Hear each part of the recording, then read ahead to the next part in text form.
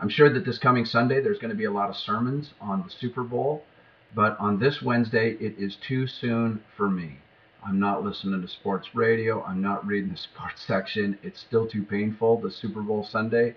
And in this devotion to you today on the eRegion blog, you may think that I would talk about the Super Bowl, but alas, I am not.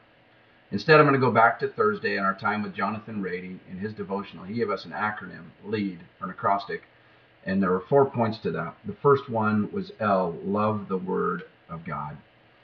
And I really feel like this can be the linchpin in our work, is whatever your slant, what do you do to value the Word of God in your ministry? You know, the Bible is like a pack of Skittles. It's full of goodness, and people can eat it up and get energy, and boy, sometimes it just rains down on you like you scored. So do you value the Word of God? We cannot pour out what we haven't poured in.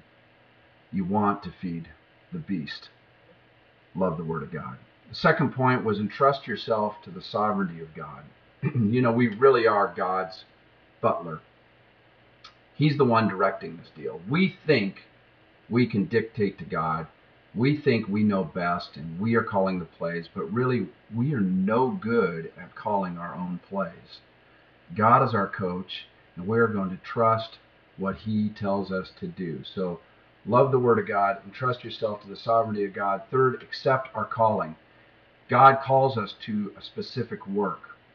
When we get that calling, we want to run it up the middle.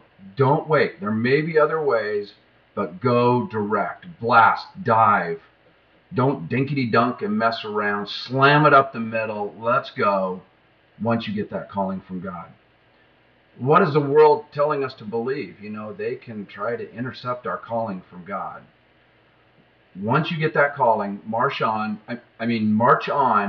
towards that calling. Get after it. Finally, do it all for the glory of God. 1 Corinthians 10:31. You know, there is no victory parade for us. The victory is God's. We carry the glory of God. So here's the bottom line. Are you showing Jesus in everything you do? John 15 says that we should bear some fruit, and that's what Jonathan reminded us. So while I wasn't interested in talking about the Super Bowl today, I did want to lead us back to that acrostic of LEAD that Jonathan gave us and remind us that it's all about the fruit, boss.